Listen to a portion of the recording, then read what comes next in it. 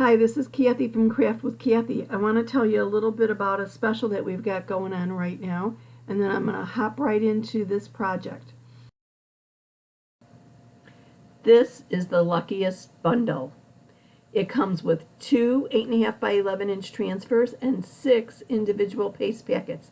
Look at how cute this is. You're the best and I'm the luckiest.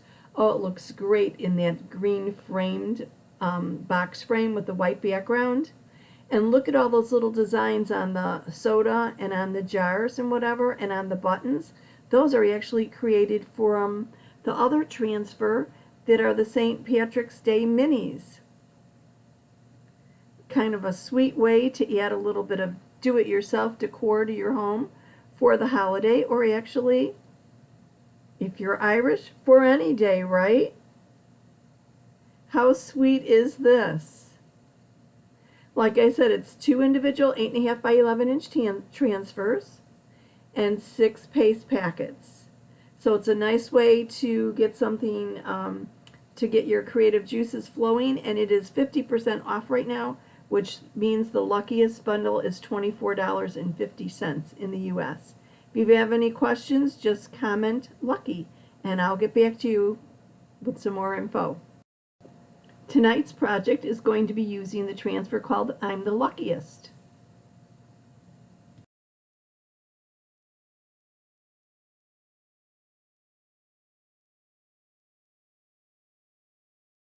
And you could obviously buy these individually, but in the bundle you get each transfer 8.5 by 11 inches, and then you get camel, shimmer gold, eucalyptus, I feel like I'm dealing cards, shimmer harvest, forest, and pesto paste. So you get 6 individual paste packets along with these 2 transfers for 50% off, for a grand total price of $24.50. What a great deal. 6 paste packets and 2 8.5 by 11 inch transfers. Obviously, the Luckiest bundle, perfect for St. Patrick's Day. So check it out. I will put, you know what, I'm going to put the address right in the comment here so that if you want to take a look at it, you can do so.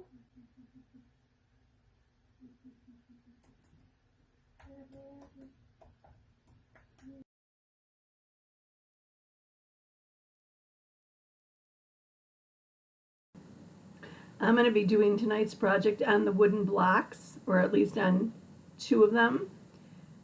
They come 3 in a package, and they're nice, sturdy, hefty wooden blocks, obviously double-sided. But I'm going to put I'm the Luckiest, the wording from that on one of them, on the largest, and then I'll put the shamrock on the smallest. So, and I'm also going to be showing you 2 different techniques. One is going to be the drop shadow that I will be using on I'm the Luckiest. And the other one is when you have multiple transfers layered. So layering transfers would be the second technique. So let me get these blocks out of the packaging and we'll get moving right along. Oh, and I'm going to be using meadow paste and shimmer gold. But I think the forest and the golds in the bundle would be perfect for this. And if you look like the little example of this transfer on the box frame, on the square box frame, the eucalyptus would be perfect for painting a frame.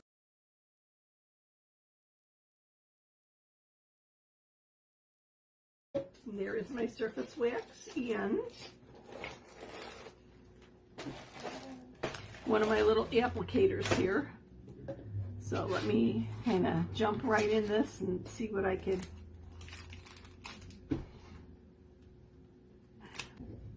I'm coming at you from the suburbs west of Chicago. Drop me a line and let me know where you're watching from.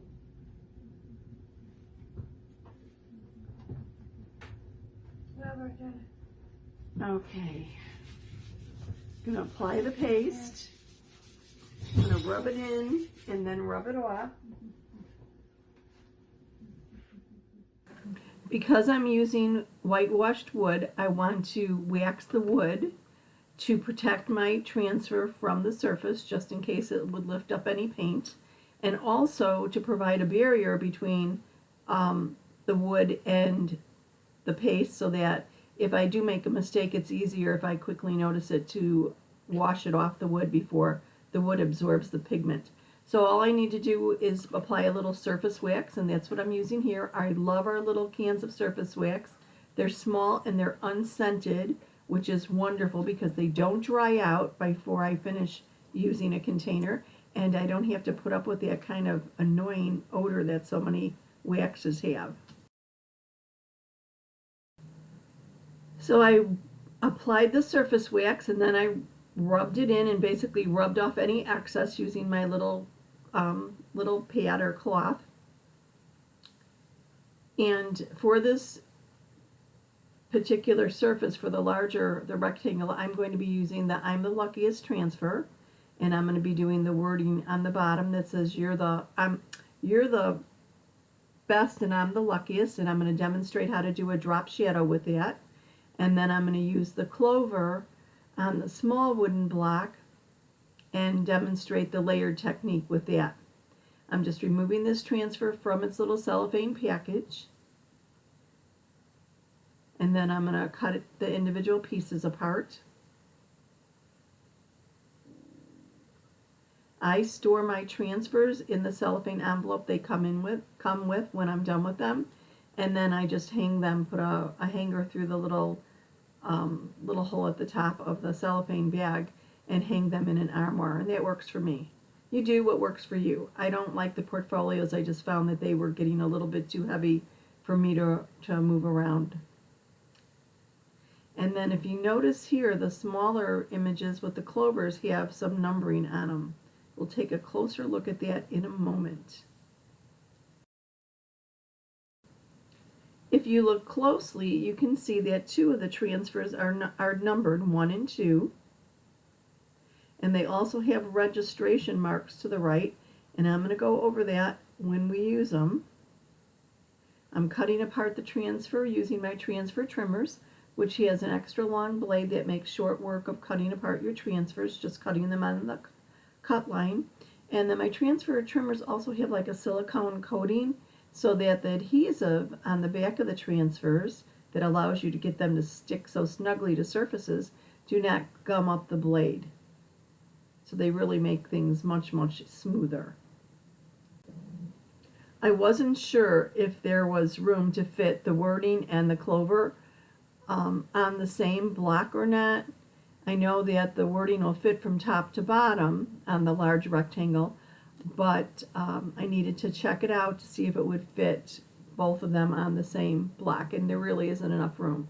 So I am going to do the wording on the large rectangular block, and I will use put the clover on the small block, and then I'll leave the middle block aside and use it for another project someday. So knowing that, I'm going to have to come back and wax the small wood block, but I'll do that in between while I'm waiting for the paste to dry or whatever. And I'll use the layering technique with the clover on the small block. First I'll lay down the one that's numbered 1, chalk it, and then when it's dry I'll line it up and lay down the transfer number 2 on top, and then chalk my accent color paste on top of that. And I'll do it using the registration mark. The registration mark looks like a little square with an X in the middle of it, and it allows you to line things up. Now, being that I'm doing this on wood, I'm going to need to put a barrier on top of the wood so that my registration marks, when I chalk it, the paste doesn't go onto the wood. And I'll use my placement tape when I do that. But I'll show you a little bit more as we go along. So let me fuzz this first, and then in between letting these things dry, I'll do the other pieces. But I'm going to use the drop shadow on this, and then I'm going to use the two levels of design on the other. And I'm going to be using meadow paste. I wasn't sure. I was thinking of forest, and I've got my meadow here all ready to go, stirred up and ready to go. And then when I opened up the little pack of paste, there was the forest. So it's a little bit deeper of a green. It's a very pretty dark green, but you could use either one. They'll both work. So I'm just going to fuzz this on my fuzzing cloth. Our transfers are made out of vinyl, which is the teal, and it adheres a silk screen, and you're seeing through the silk screen to the fuzzing cloth beneath it. And they are adhesive backed, and what I do by fuzzing is I deliberately apply a little bit of lint to the back of the transfer so that it doesn't stick quite as snugly as it would otherwise. And being that I'm using it on wood, I don't have to fuzz a lot. If I was putting this on our Aiden chalkboard, our premium porcelain coated chalkboard, I would fuzz more because it's so very smooth. Or if I was applying it to glass or metal or mirror, I would fuzz quite a bit because it's going to stick very strongly. No, it's not straight. I'm just eyeballing this, but actually when I tilt it up, I could kind of look at the distance from the edge to the edge of the transfer and make sure it's lined up properly. And I just overcompensated here. Let's move it just a little bit more up and see how that looks. There we go. I think it'll be fine.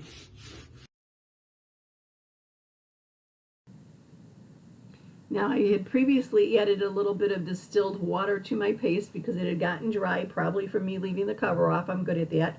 So let me stir it up a bit. It seems like it's still a little bit thick, so I'm going to add another little spritz of distilled water, and I always use distilled water because I don't want the minerals in tap water interacting with the pigments in the paste and changing the color. So I'm just stirring this up, and then I'll apply it.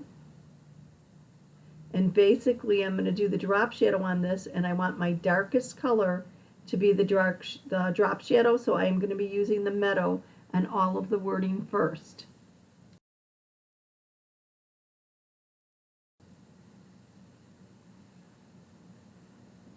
I'm going to use my squeegee to grab a little paste out of the jar, or I could use a stir stick, but I have a tendency to use my squeegee. It's easy and quick. And I'm just applying the paste to the transfer and smoothing over it with my squeegee. Notice the angle of the squeegee. It's almost like a 90-degree angle. It's got a slight tilt to it, but not much. So I'll smooth it over. You do not need to really apply pressure, just smooth across, and the paste will go through the silk screen into the surface below. And once you have all the silk screen covered, then you want to remove any lines that you might have, smooth them out, and remove any of the excess paste, and put that paste back in the jar. No use wasting it. So it goes rather quickly and is really actually very simple to do.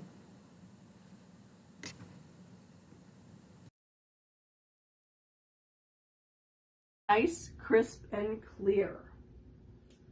Simple, simple, simple. Let me move this aside for a moment. I'm going to put this aside to dry. And while it's drying, I'm going to clean my transfer. Ideally, I like taking my transfers to the sink and cleaning them.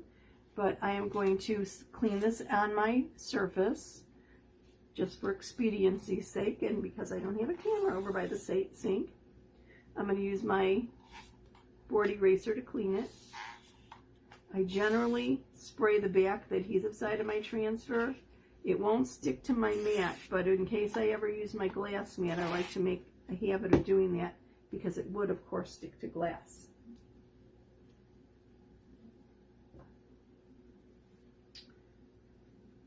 So the board eraser is really helpful in cleaning your transfers. It makes it very quick.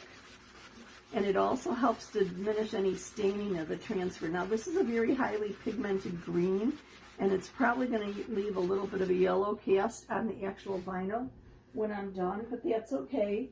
If it stains the transfer, it doesn't alter it or it doesn't hurt for any future uses. It just doesn't look as pretty but it works just as it would the first time, as long as I get all the paste off of it and make sure I have it cleaned up.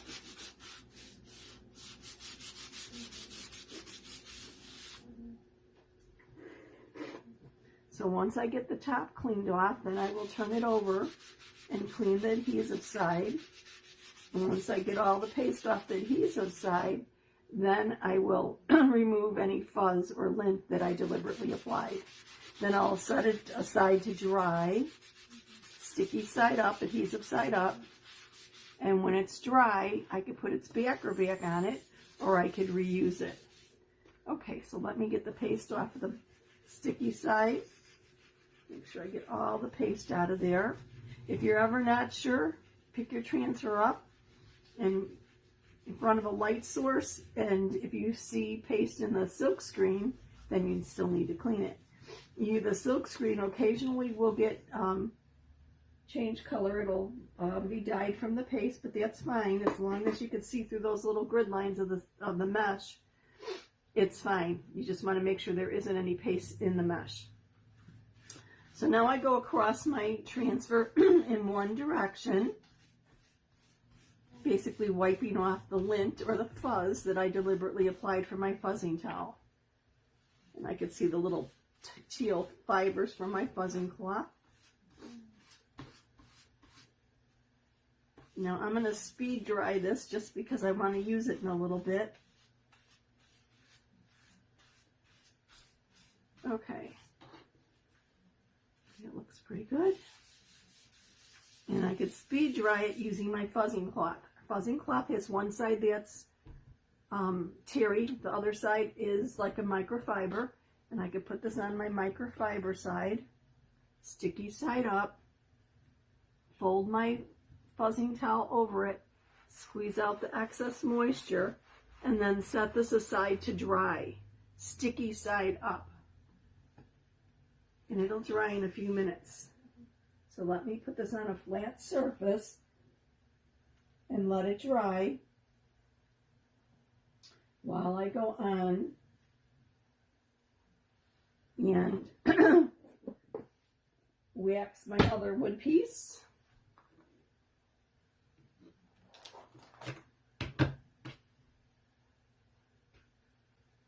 And dry my surface. And true to form, I don't have my paste covered here.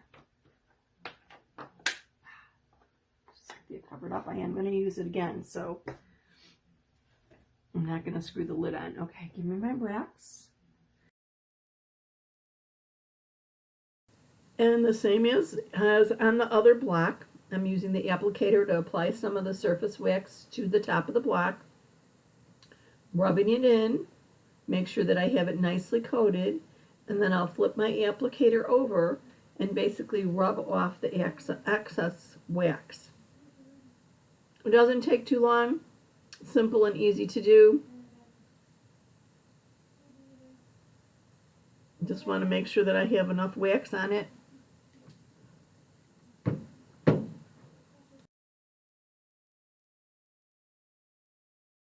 So now I'm just rubbing all the excess wax off using the other side of the applicator. Some people leave the wax sit overnight. I haven't found that it makes a difference, so this is what works for me. And just as a little precaution whenever you're using wood, protect your transfer and protect the wood.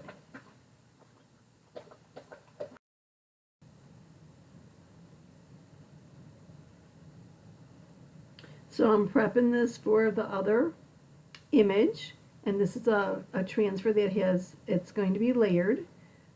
I'm going to fuzz both of them, but I want to make sure I start with the one that says number 1, and I'm going to put when I chalk it, I'm going to make sure that the registration marks are at the top of my block, but I don't want to chalk through them onto the surface. I'm going to actually put some placement tape underneath to solve that issue.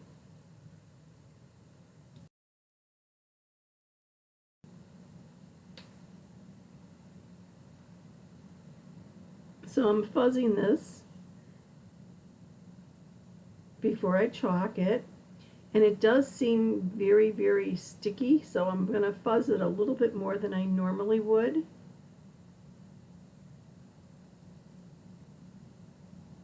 And when I place this on my surface, I'm going to have to watch because I have a large area that is the silk screen or the mesh right in the center. And the only thing that would be having it adhere to the block would be those that I might have over fuzzed it here. It felt really sticky on the fuzzing cloth. I could hear it sticking pretty snugly. So I just kept fuzzing it a little bit more.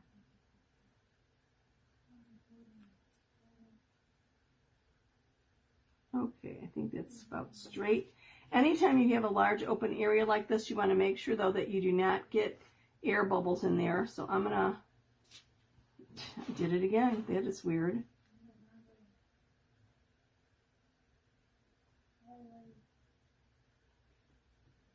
You want to make sure that you don't have air bubbles. And I want to definitely smooth on. The adhesive is only on the teal part. So anywhere that you're seeing through to the back is not going to stick. So you want to make sure you don't have any air bubbles in there, because the paste doesn't go through as evenly if you do. You lift up this side, make sure it's nice and smooth down. This has an air bubble. Smooth it again. Now, this has an air bubble, but I'm not done with it. This is where I want to put the placement tape underneath these two markers so that I could paste over them, and when I align my other transfer on top of it, I know what I'm aligning it against, or aligning it over, if that makes any sense. So let me put this right down here.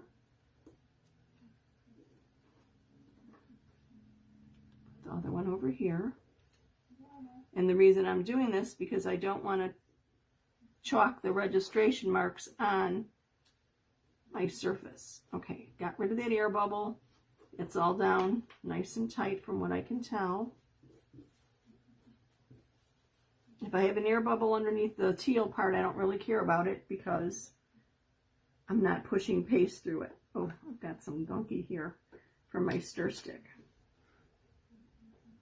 When you reconstitute your paste, it's good to use your stir stick to mix it up. Never use a wood tool. You want to never use wood in your jar of paste, because our paste is made from chalk, which has a certain amount of water in it. And when you use wood, that wood, if you're using like a coffee stir stick or something else, the wood will actually suck the water out of your paste and dry your paste out. So you want to be careful about doing that. Now, I've got this covered. I've removed any lines here, removed the excess, but I want to go over here on my registration marks and get both of those registration marks. Oh, I've got something there that looks kind of clumpy. There we go. See if I get that off. Okay.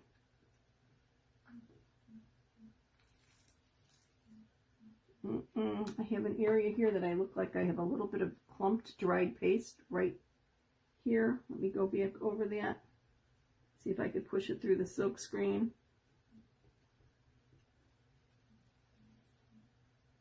Okay, that looks good, except now I've got a line there. Smooth it out again.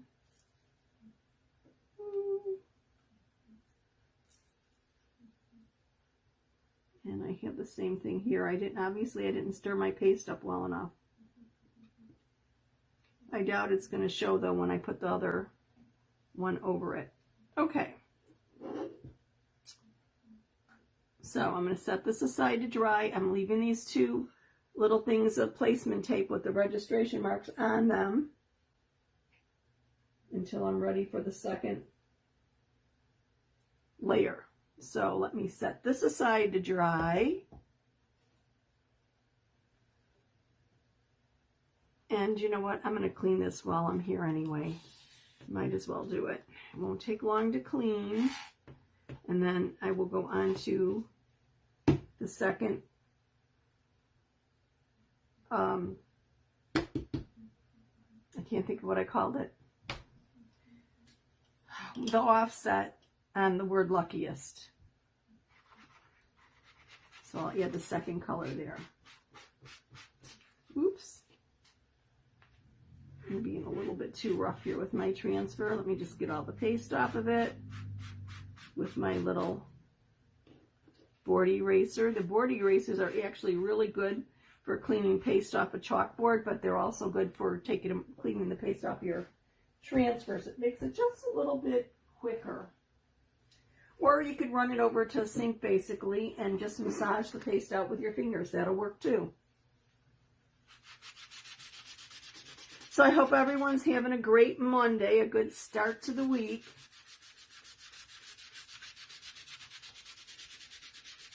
Oops, sorry if I'm making the camera shake here.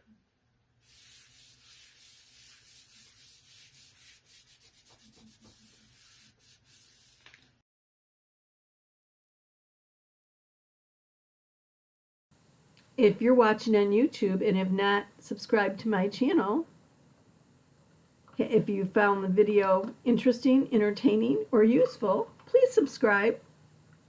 And if you enjoyed something, give me a thumbs up. Show me a little bit of love. It really helps the algorithm and helps my channel. Thank you. If you've ever thought about, I think that would be fun to do. I might like to try that. You can become a designer. You don't have to go live, or you can go live if whatever you want to do. If you want to work it as a business, you can go live on social media. You can do home parties. You can do workshops. You could do pop-up shops. You can go to craft fairs and be a maker and sell things.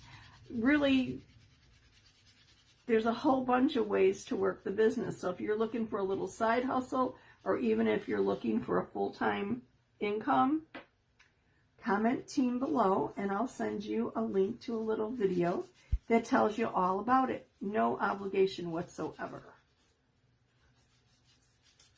And whether you want to just save money on craft supplies, or you want to do it as a business, or you're a maker and want to save money on the supplies for the things you make and sell, you're welcome to join.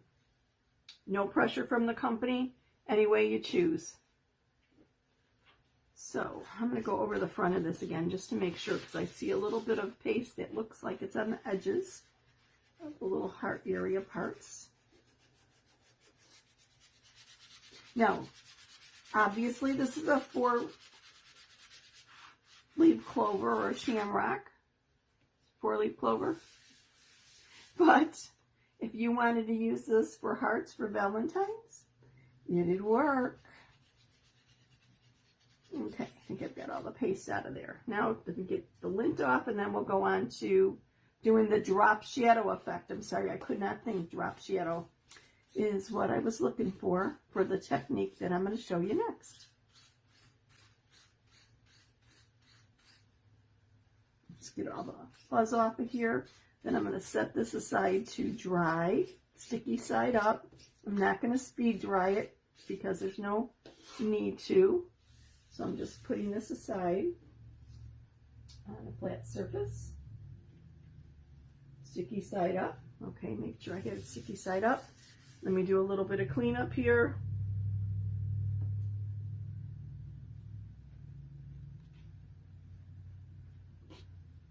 And I'm going to actually cap up my meadow paste because I am done with it.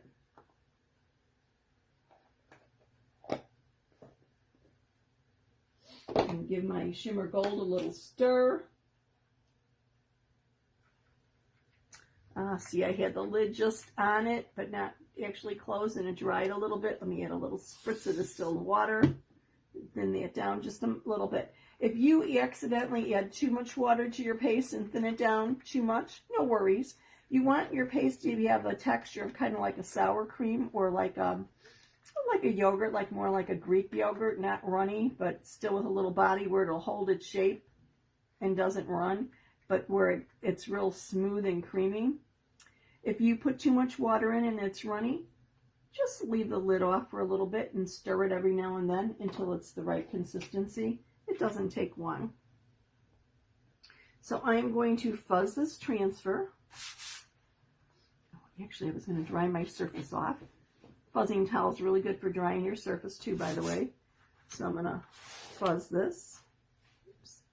stuck to my finger, and I just got gold paste on the outside of it, but not in an area that I care about, so I'm not worried.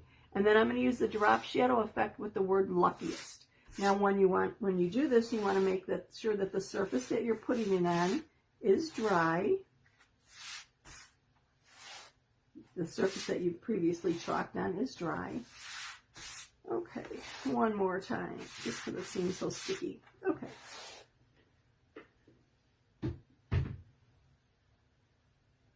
Now, this is how you do a drop shadow. You line it up where you're going to do the drop shadow over the area. So I'm going to line it up over the word Luckiest. Make sure I'm on camera here.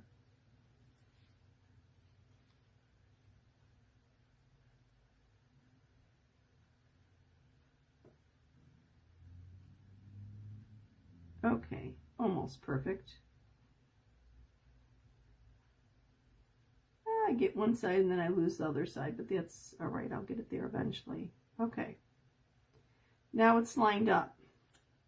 I want to move it over to the right and a little bit down, hence drop shadow. So I'm going to just move it a little teeny bit where I'm leaving some of the green that's on there before. It's going to remain, but I'm going to actually be chalking a new area in the gold. So where you're seeing white through here right now, we'll now get the gold. And the green will remain there as kind of a backdrop to it. So hence drop shadow. Now all I need is a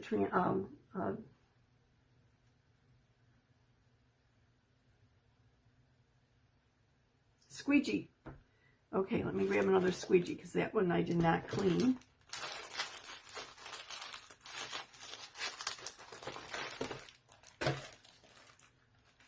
Okay.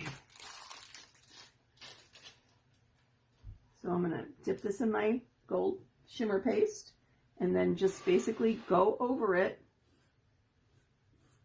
So when you're using the shimmers, you might have to go over a couple times to make sure that shimmer goes through the silk screen.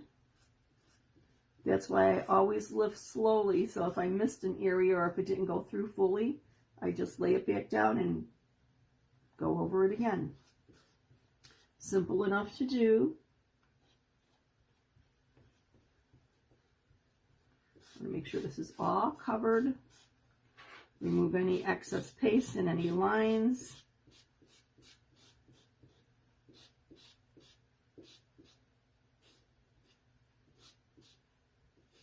Okay, let's take a look. Oh yeah, just a little hint of the green behind it.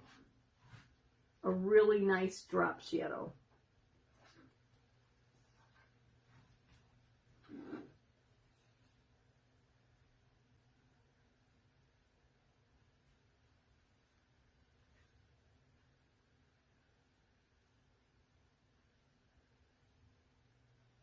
So I'm going to set this aside to dry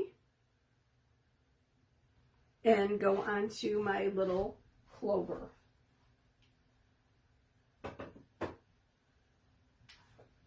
Now obviously I want to make sure that this is dry before I apply anything to it. And I use just our green meadow paste, which usually takes about 5 minutes or so to dry, and it's probably there. Of course, no, it isn't totally dry. Great. I just stuck my finger right in it and pulled a little off. It'll be fine though. This is the design that I'm going to lay over it. So let me fuzz this a little bit. And I'm surprised it hasn't dried. I might have more wax there or something that's stopping it from fully drying.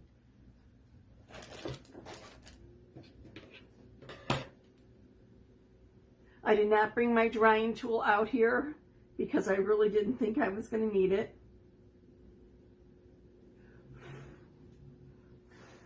You can see our paste will change color. I don't know if you could catch that on the one area where it hasn't dried yet fully. Or maybe I just laid it down a little thicker there. But it'll usually look a little bit darker until it's fully dry. So let me set that aside, and I guess I might as well clean this, right? We'll give that a chance to dry. I'll clean the gold off of this.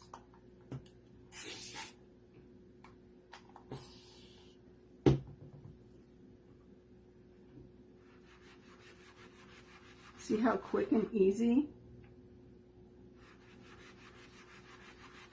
it takes the paste off? Now, our board eraser takes a fair amount of abuse doing this, okay? Eventually, if it starts crumbling, use the other side. Generally, I will cut my board erasers into more pieces and use a piece at a time.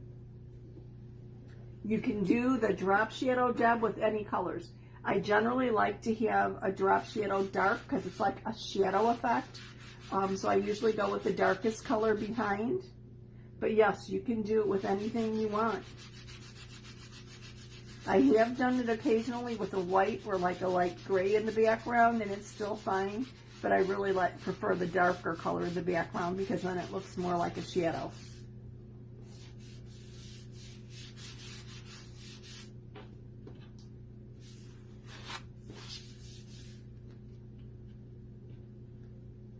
Now I only have chalk over the word Luckiest because I chalked that with the gold shimmer, but I do have fuzz on the entire transfer, so I'm going to clean the fuzz off the whole adhesive side in a moment. And I did fuzz this a lot.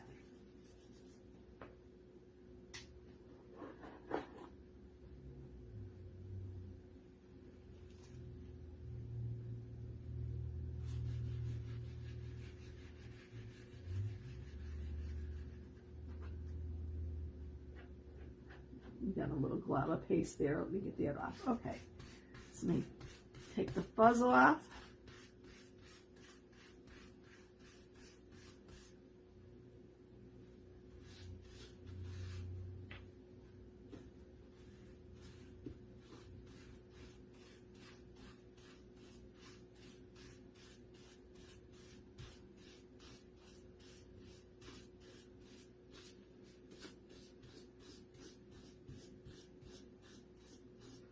Okay, now I'm going to put this aside to dry, sticky side up.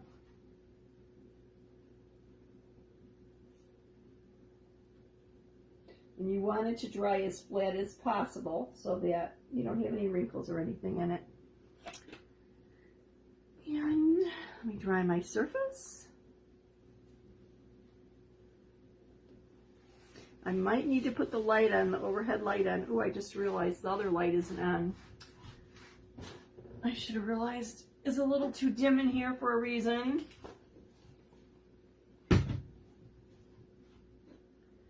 So I might need to have the overhead on just so that I could get the registration mark so that I could see.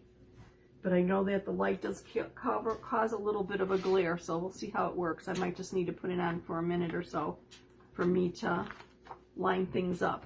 Okay, so this is the transfer that was labeled number 2. The original one was labeled number 1, so that was laid down first. So if you ever have something that's multiple layers, look for the numbering on your transfer. We've been doing that for a couple years now.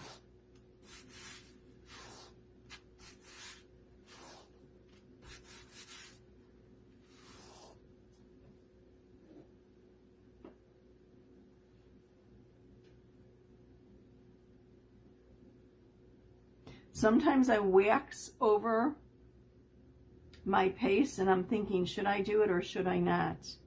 If you wax over your paste, it helps not pull up the paste underneath. I think I am going to do it. No skipping steps here. Just a real light coat of paste over it. And I don't want to rub hard because I don't want to rub the paste off or anything here. But I just want to put a little bit on it so it doesn't lift this up when I put the other color on. And I obviously don't want to go over those registration marks. Okay. Rub it in, rub it off.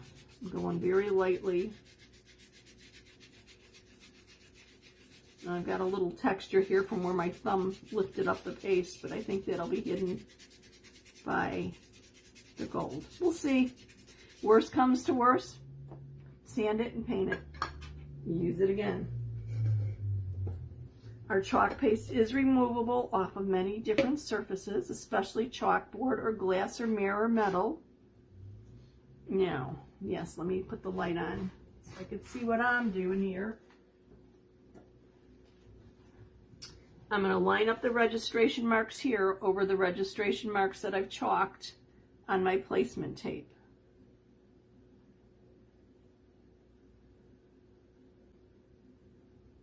I know the one side's in place. Get the other one in place. I can't really tell on that one. Let's try doing it this way. Okay, that one's lined up. And I think they're both lined up. Okay, I'm going to gently smooth this down. Got the registration lined up on both of them.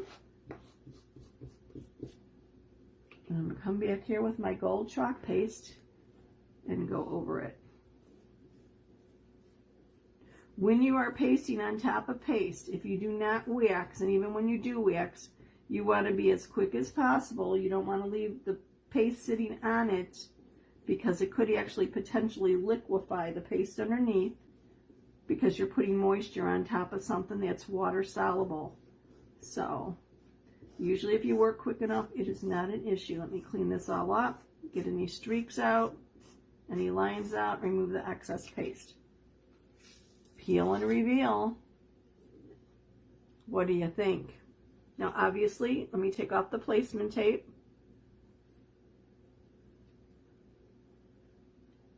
Our placement tape is kind of like washi tape, but it does have a ruler on it, so if you ever need to measure something, it can be very helpful in that regard. What do you think?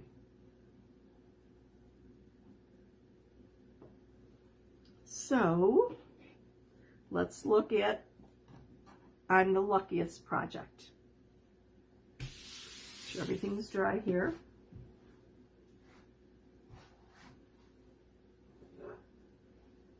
You're the best, and I'm the luckiest.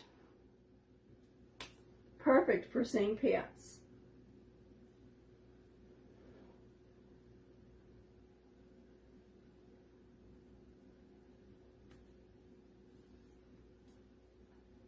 Thank you, thank you. Thanks so much for watching. I surely do appreciate it. I've got the address for the Luckiest bundle if you want to check it out. Any questions, just comment below. I'll be happy to get back to you with whatever. Again, thanks so much for watching. Always a pleasure. I truly do appreciate it. See you soon.